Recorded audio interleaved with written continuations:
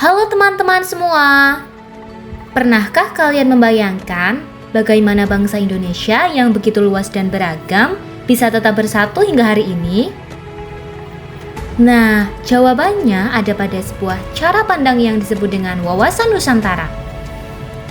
Jadi, apa sih wawasan Nusantara itu?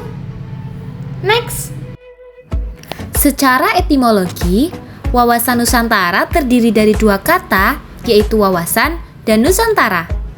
Wawasan yang berarti pandangan, tinjauan, penglihatan, atau tanggapan indrawi, sedangkan Nusantara berasal dari kata nusa yang berarti pulau. Kemudian, diartikan sebagai kesatuan wilayah perairan dan gugusan pulau yang terletak di antara dua samudra dan dua benua.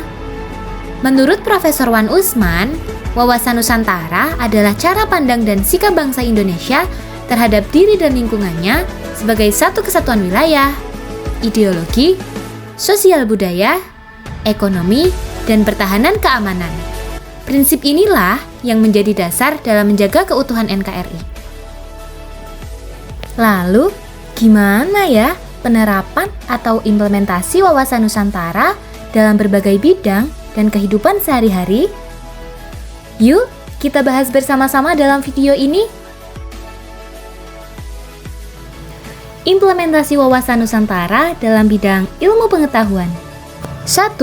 Penyusunan kurikulum yang berbasis kebinekaan, seperti pengembangan kurikulum merdeka yang memuat profil pelajar Pancasila untuk menciptakan generasi muda yang berkarakter dan berwawasan, serta mampu menghadapi tantangan di era globalisasi dengan tetap berlandaskan nilai budaya lokal dan nasional sebagai penguatan identitas bangsa.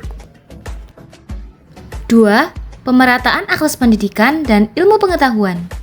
Pembangunan infrastruktur pendidikan dan teknologi informasi di seluruh pelosok tanah air digunakan untuk mengatasi kesenjangan antar wilayah. Program seperti beasiswa afirmatif dan pengiriman guru atau dosen ke daerah 3T. Terdepan, terluar, dan tertinggal. Yang ketiga, pelestarian bahasa dan ilmu pengetahuan lokal sebagai upaya menjaga kelangsungan bahasa daerah dan pengetahuan tradisional yang ada di suatu wilayah. Hal ini penting karena bahasa, ilmu, dan pengetahuan lokal merupakan bagian integral dari identitas budaya, kearifan lokal, dan warisan budaya dari suatu masyarakat. Berikutnya, implementasi wawasan Nusantara dalam bidang ekonomi. Pertama, pembangunan merata seluruh Indonesia yang meliputi sektor pendidikan, kesehatan, dan pariwisata, dan masih banyak lagi. 2. Pemberian fasilitas kredit mikro guna mengembangkan usaha kecil. Dan yang ketiga, pemberian KIP untuk mahasiswa, pengadaan beasiswa untuk pelajar atau mahasiswa, serta program Keluarga Harapan atau PKH tepat sasaran. Selanjutnya, implementasi wawasan Nusantara dalam bidang sosial. Contohnya, melestarikan sikap gotong royong seperti yang dilakukan oleh masyarakat Talibura di Flores menjadi contoh nyata dalam melestarikan tradisi ini. Mereka masih mempraktikkan gotong royong dengan cara mengangkat atau memindahkan rumah bersama-sama. Kegiatan ini dilakukan untuk menghindari abrasi laut atau karena pemilik rumah memiliki lahan baru. Pemindahan rumah dilakukan oleh seluruh lapisan masyarakat tanpa memandang usia ataupun jenis kelamin dan tanpa mengharapkan imbalan. Semangat kebersamaan ini mencerminkan pentingnya menjaga gotong royong di tengah gaya hidup modern yang cenderung individualistis. Melalui tradisi ini juga, masyarakat tidak hanya melestarikan kearifan lokal, tetapi juga mempererat hubungan sosial dan menciptakan keharmonisan.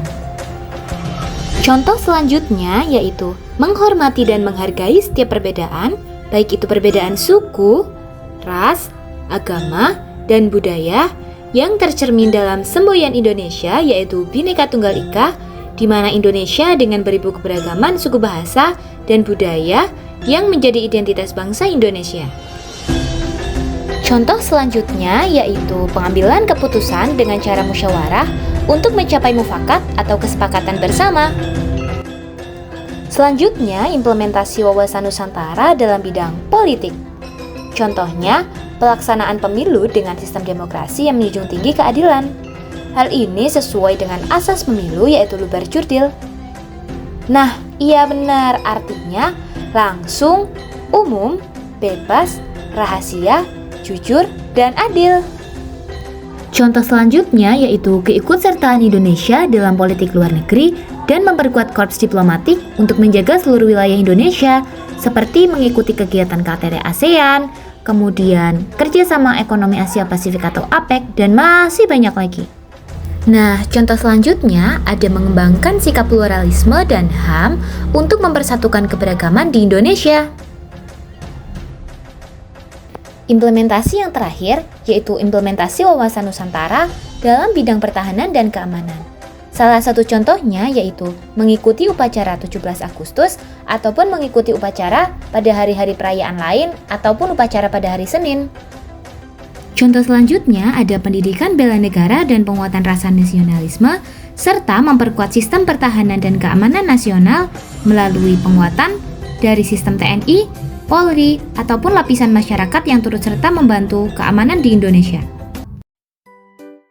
Setelah kita mengetahui berbagai macam implementasi wawasan Nusantara dalam berbagai bidang, gimana nih menurut pandangan teman-teman?